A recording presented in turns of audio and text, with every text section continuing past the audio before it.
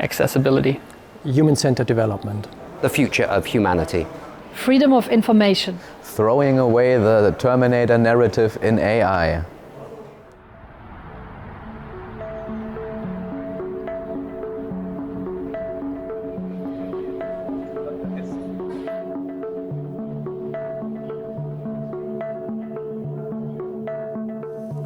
Welcome to TEDx Bonn, powered by Save the World. Once again, we are here guests at the headquarters of Deutsche Telekom in Bonn, although the setting is a bit different with you, the audience at home, but still the idea remains the same.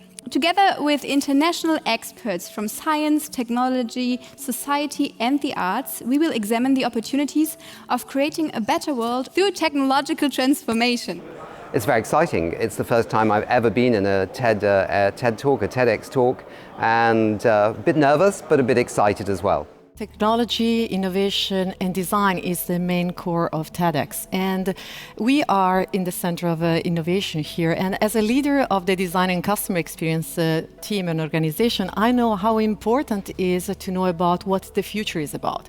And I'm very excited tonight to learn more from our speakers and thought leaders about what is going to happen when we are going to humanizing technology. We live in a very complex society, and we actually need all these brilliant ideas from various kinds of sectors, various kinds of parts of the economy, various parts of culture, arts, science and business to come together to resolve the big questions of our time. We are reaching out to many people, and this is very important because we try to talk about key issues for our future. For me, everything starts with education. And today, education is also divided by people who can afford it, who have access, and other people who don't. And tablets and smartphones and 5G and other connectivities allow basically everybody to have access, like TED, to the greatest content. It's not expensive, it's very cheap, it's affordable, and it's available to hopefully nearly everybody. And that's a big game changer because education, understanding things, change politics, change how we treat our planet. It's very important. So this enables education. I'm a scientist, so I'm always learning from other people. Working together in virtual and real spaces is what learning is about. For hundreds, thousands of years, we have not been able as human beings to change the basic structures of the Earth system. Now we are. No? And with digitalization, artificial intelligence, synthetic biology, gene editing, we are now becoming capable of transforming not only the Earth system, we are becoming capable of transforming ourselves.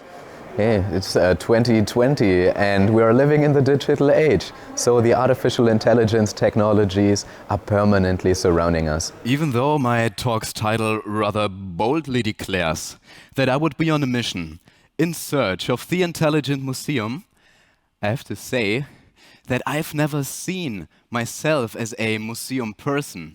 Yeah, I mean, of course, it's very unusual to not have an audience. It makes it much easier for me to speak in front of a real audience. But okay, the circumstances are what they are, and I'm really looking forward to also be inspired by the other talkers today. I'm very curious, and I hope it will go well. Well, it's a double-edged sword, I would say. It's sad because, of course, it's really nice to get like a feedback from an audience. Like, you can't make jokes today. Like, nobody's going to laugh. It's going to feel really awkward. On the other hand, though, it also dampens down my nervousness a bit. So that's nice. I'll take that.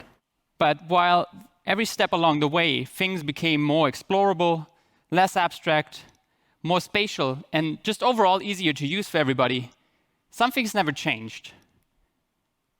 There was always a screen in between us and the digital world. My motivation to do the TED Talk is to reach as much people as I can, to spread the word about transparency and to encourage everyone to do their own research, to find reliable sources and not to fall for conspiracy theories and fake news.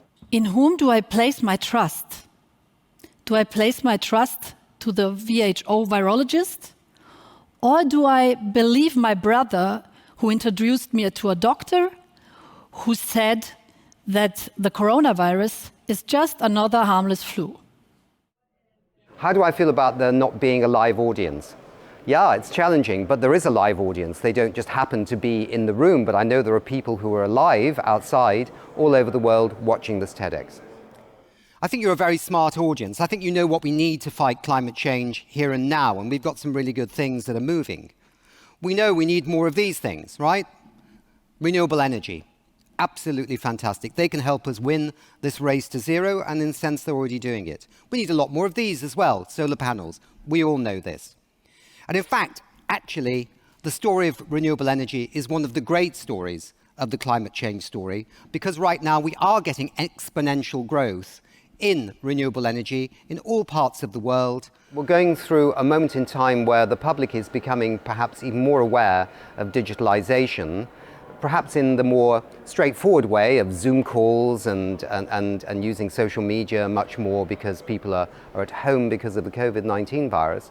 But actually behind all that is a massive industrial revolution based on digitalization, based on data.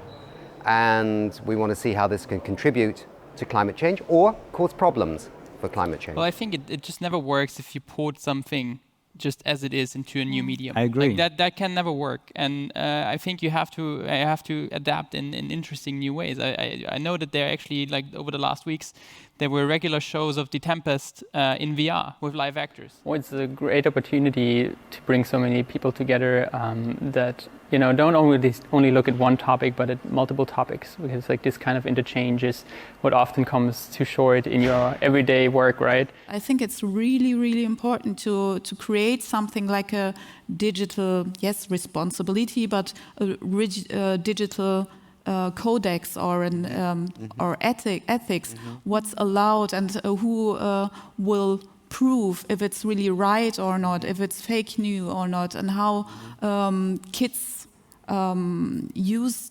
digitalization to take their information.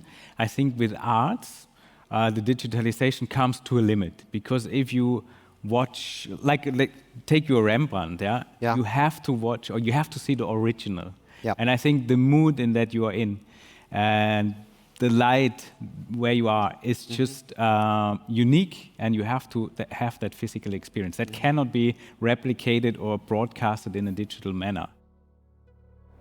I don't know when it will happen, but someday, probably in the far future, people will laugh about us, I think. They will be hopefully much smarter and have real access. Maybe we will live in an era of transparency where we don't need whistleblowers anymore to make themselves victims for us. And so that everyone will be able to see the truth. And that's at least my hope.